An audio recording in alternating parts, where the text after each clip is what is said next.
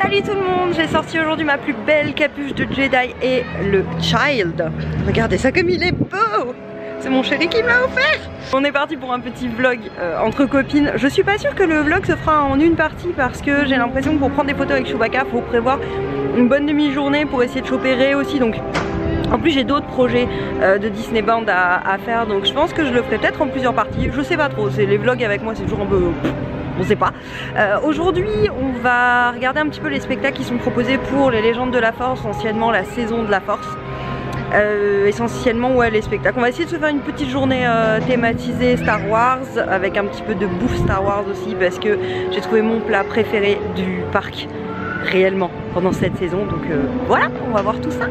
Regardez-moi ça, la plus jolie Anna du monde. Donc la plupart des... bon, l'intégralité en fait de tout ce qui est spectacle Star Wars, ça se passe ici. Il me semble que le nom c'est Production Courtyard. Globalement tout va se passer un petit peu ici. Ici vous avez les différents spectacles, marches, défilés de personnages. Selon les spectacles aussi, vous allez vous rendre de l'autre côté sur la petite scène, anciennement la scène qui servait au petit show des Gardiens de la Galaxie, pour voir certains personnages. En termes de thématisation, un peu de déco, on a quelques petits drapeaux de légendes de la Force, c'est le nom de la saison. Ici, on a sur Studio Theater un petit écran et il y a aussi... Voilà, je suis là. Magnifique, sublime, le héros de la Force. Hey. Donc là vous avez les affiches aussi du dernier film parce que bon, faut bien faire de la promo puisqu'il est toujours en salle. De l'autre côté on a les petits kiosques qui sont un petit peu thématisés, mais décidément je ne vois que lui. Les petits kiosques qui sont thématisés avec les produits, la nourriture aussi thématisée. Il y a des affiches avec, un petit peu comme ils avaient fait avec Avengers, ils ont mis aussi des affiches des différents personnages. Et devant la scène en fait, la grande scène du coup, il y a un truc très sympa, c'est qu'ils ont mis pour faire patienter les gens un petit quiz. Là du coup on va attendre, qu'est-ce qu'on attend? On attend la marche impériale à 12h30, je crois que ça se goupille super bien pour faire juste derrière le premier ordre recrute à 12h45 et je crois qu'à 13h15 doit y avoir un autre truc Star Wars. Ce sera la marche du premier ordre. À la fin, les trois, c'est pas vraiment des spectacles en fait, c'est essentiellement des défilés de personnages avec une petite mise en scène, mais ça passe très vite, donc faut pas s'attendre à... clairement faut pas s'attendre à un show parce que sinon vous allez être déçus. Les spectacles finalement c'est Légende d'une galaxie lointaine, très lointaine, et attendez, et il y a un spectacle le soir, il y a un spectacle qu'il n'y a que le soir parce que je crois qu'il se fait de nuit essentiellement avec des jeux de lumière. Star Wars, la célébration galactique, c'est à 19h, donc je ne pense pas qu'on le fera aujourd'hui, vu le froid.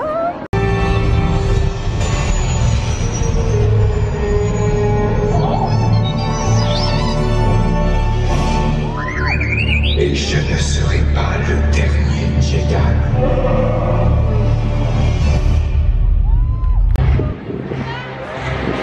Alors en fait, pour la manger, moi j'ai développé une technique.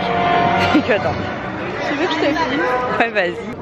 J'ai développé une technique parce qu'elles sont super chaudes en fait. En fait, si elles sortent du camion, tu peux pas les attraper tout de suite.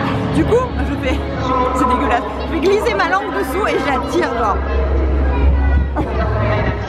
Très sexy. Ouais. C'est une tuerie ces gaufres. Genre. Elles sont préparées à la minute en plus dans un gaufrier. Elles sont au fromage, le goût est pas trop fort. Bah, elle déboîte. Genre c'est le snack parfait.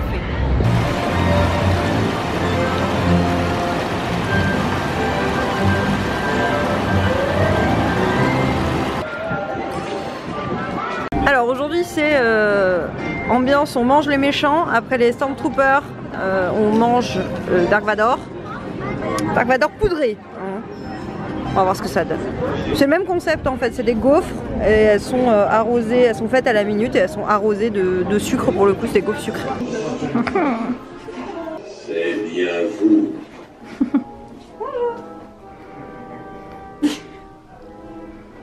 Approchez-vous. Bonjour citoyen, bienvenue. À côté de moi. Vu qu'on avait avait vu un petit peu tous les spectacles qu'il y avait du côté de Studio. Pour la thématique de la Force, on est venu du côté de Discoveryland. On a fait une photo avec Darth Vader, il fait méga peur. Il fait super peur, il est grand en fait, ils l'ont vraiment mis sur des espèces de petites échasses pour qu'il soit aussi grand que The Darth Vader du film. Il fait méga peur, il a des phrases préenregistrées mais qu'il arrive à ressortir vachement bien en fonction de ce qu'il voit. Enfin, déjà il m'a vu avec Baby Yoda, donc il me dit comment osez-vous afficher votre soutien à la résistance devant moi, un truc comme ça. Mais il fait vraiment peur en fait, c'est un truc de fou. L'avantage c'est que à l'intérieur c'est assez calme, c'est chauffé, les lumières sont belles, donc la photo location je trouve qu'elle vaut le coup. J'étais pas trop chaude pour les photos avec Darth Vader au début, sachant que comme je fais pas mal de conventions des Darth Vader, on en voit beaucoup. Mais là, c'est pour le coup, si ça vaut le coup, c'est vraiment cool. Puis on va aller faire un tour du côté de la boutique Star Traders. Et puis on va essayer de pas craquer sur trop de trucs.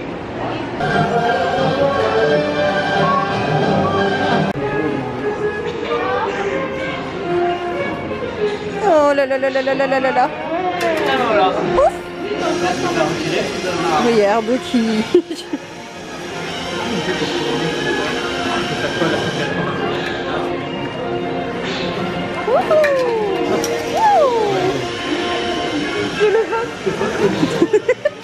Bonjour, je ne t'avais pas vu toi. Regarde ce t-shirt, il est beau.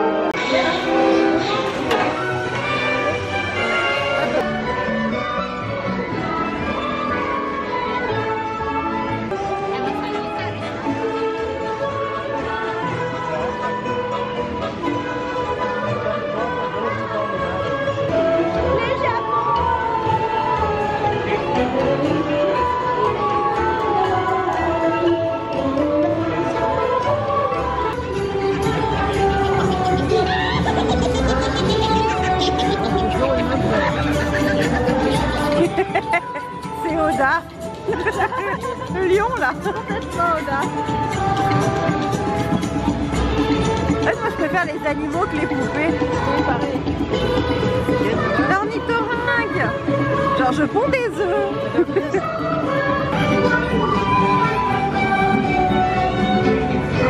Pourquoi ces animaux font des smirks?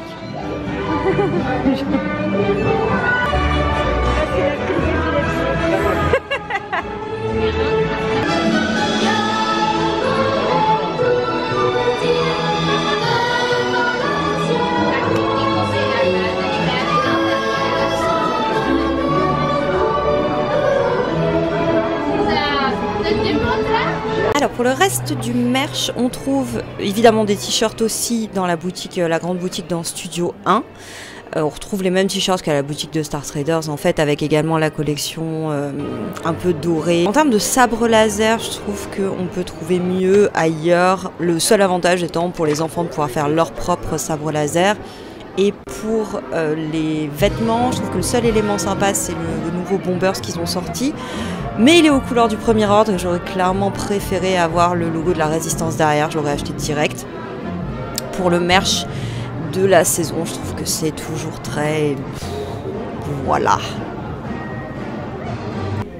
Et bien sûr, on finit la visite sur l'indispensable visite à Chewbacca. On l'a faite un autre jour parce qu'effectivement il y avait beaucoup d'attentes, il y a en moyenne 1 heure d'attente. Nous on a attendu 3 heures, hein. Un dimanche matin on a attendu 3 heures montre en main, donc c'est un peu compliqué. Mais ça valait vraiment le coup parce que normalement on n'est pas sûr de pouvoir rencontrer Rey. Et là, elle était là, elle était très ressemblante, elle était hyper souriante, elle était adorable. Franchement, que ce soit elle ou Chewbacca, les deux vous font passer vraiment un super bon moment si vous aimez les rencontres avec les personnages. Donc, faut vraiment pas hésiter, c'était trop bien. Alors, on va voir ensemble comment j'ai fait le Disney Band de Rey. J'ai un peu triché parce qu'en fait, je vais un peu tricher. Puisque normalement un Disney Band c'est censé être juste vraiment avec des vêtements qu'on trouve dans les magasins et qu'on assemble en fait, qu'on met ensemble. Et j'ai pas trouvé tout ce que je voulais dans les magasins. C'était un peu compliqué. Donc je vais un peu tricher. On va être un petit peu entre le cosplay et le Disney Band. Nyx, je sais pas pourquoi t'es fascinée par les bobines de fil. Ça suffit. C'est pas une légende, les chats sont fascinés par les bobines de fil. Donc, c'est surtout pour un côté pratique en fait. Je vais vous montrer pourquoi. Tout est parti de cette écharpe. Je me rappelle que j'avais fait un live à la sortie de Battlefront 2 que je n'ai jamais pu lancer puisque le jeu était beaucoup trop gourmand et a failli faire décéder mon PC. Mais je me rappelle que pour l'occasion, j'avais décidé de me bricoler un cosplay de Rey avec une écharpe beige que j'avais à ce moment-là, que je n'ai plus maintenant.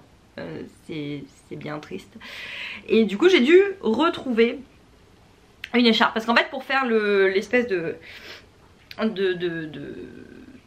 tissu qui passe comme ça, croisé sur sa poitrine, j'avais trouvé que l'écharpe, c'était quand même le truc le plus pratique plutôt que d'acheter du tissu. Donc là en plus on reste dans l'esprit Disney Bound vu que c'est un vêtement qui est déjà fait, que je vais pas faire moi-même, ça marche complètement. Et donc je me disais bah quand je trouverai l'écharpe je ferai le Disney Bound. Avec beaucoup de chance j'ai trouvé cette écharpe là. Hop, qui est assez grande, je l'ai trouvée chez Adopt. Et ça m'a coûté, à la base elle était à 12,99 et je l'ai eu en solde à peu près 3 € et des brouettes. Donc j'étais bien contente, je l'ai vite acheté. Parce que je comprends pourquoi, je comprends pourquoi en fait elle a été soldée, c'est parce que elle accroche absolument tous les fils. Elle est dans un espèce de petit maillage comme ça et ça accroche tous les fils, c'est une véritable horreur.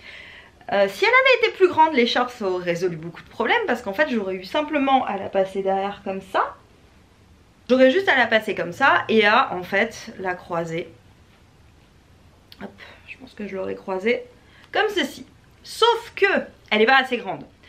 Et là ça fait vraiment effet paréo maillot de bain. Et j'ai vraiment pas envie de donner cet effet. Donc je vais plutôt... je pense que je vais devoir la couper. Et je vais la couper en deux. Et je vais complètement la coudre. En fait... Hop. Genre, je sais pas trop comment je vais faire. Peut-être que je vais la plier. Parce qu'elle est quand même vachement large. Hop. Je pense que je vais la coudre comme ça et la faire passer ici. Ça me paraît pas mal. Du coup pour ce faire j'ai acheté chez H&M un t-shirt blanc, un basique à 4,99. Je voulais un col V parce qu'il me semble qu'à la base elle a un col V. Mais j'ai pas trouvé. Vraisemblablement le col V est devenu, du moins en hiver, est introuvable. Donc c'est pas grave. J'ai pris l'initiative de le faire en blanc et beige. Beige et beige plus foncé marche aussi. Bleu et beige foncé marche aussi si vous voulez. Enfin plutôt bleu et gris marche aussi si vous voulez coller à l'arrêt de l'épisode 8. Mais personne ne veut coller à l'arrêt de cet épisode là. Donc, donc j'ai choisi son costume de l'épisode 9. J'ai cherché un peu dans mon magasin préféré, à savoir Cultura, et j'ai trouvé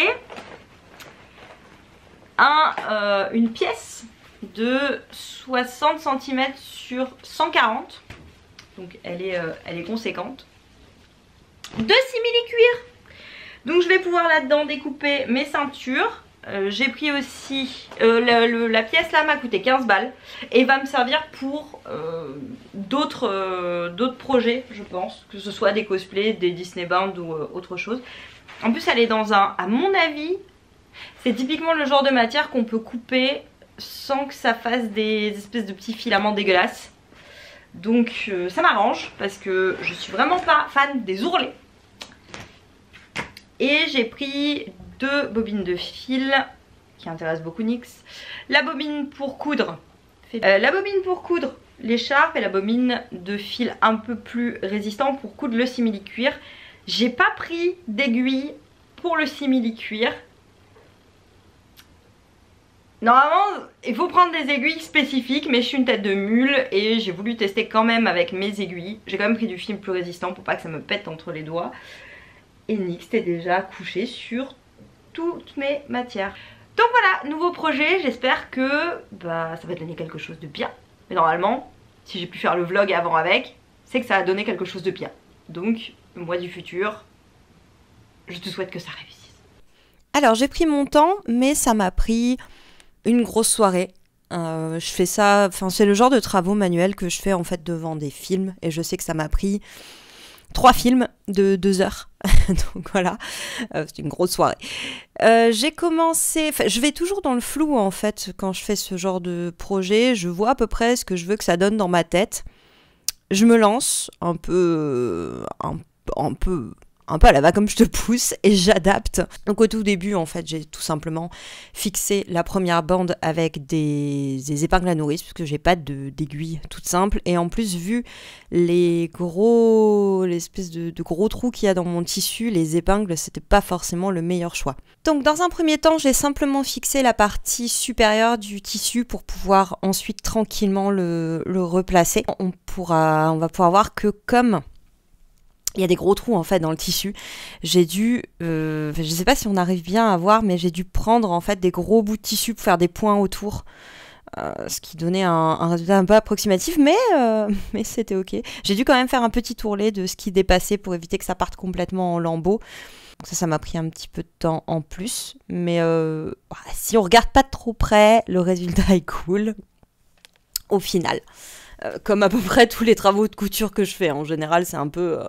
je suis pas une excellente couturière et je couds quasiment tout à la main. Mais ça fonctionnait assez bien. Donc du coup, l'objectif là, c'était d'essayer le t-shirt pour replacer en fait la bande de tissu pour qu'elle passe bien sur ma poitrine. J'ai fait d'abord un côté. Donc j'ai accroché avec des petites épingles. On peut voir qu'entre temps, je me suis fait tatouer les avant-bras. Le vlog est sur... Normalement, vous pouvez dater un peu les moments du vlog entre mes racines de cheveux et mes tatous. Et j'ai cousu du coup par petits points en fait, un côté d'abord, et après j'ai fait pareil pour le second point. Et ensuite, il n'y avait plus qu'à réaliser la ceinture, du coup que j'ai cousu aussi. Sauf que comme c'est une ceinture de taille, pour pouvoir passer juste mes épaules dans le t-shirt, j'ai dû faire un système de fermeture avec du velcro. Donc voilà, au final, ça a donné une petite soirée de travail, quelques heures de recherche et un peu d'imagination pour un Disney Bound tout à fait respectable, je trouve. Merci à tous d'avoir suivi ce vlog, je vous retrouve tout bientôt, certainement pour un nouveau vlog à Disneyland. Salut!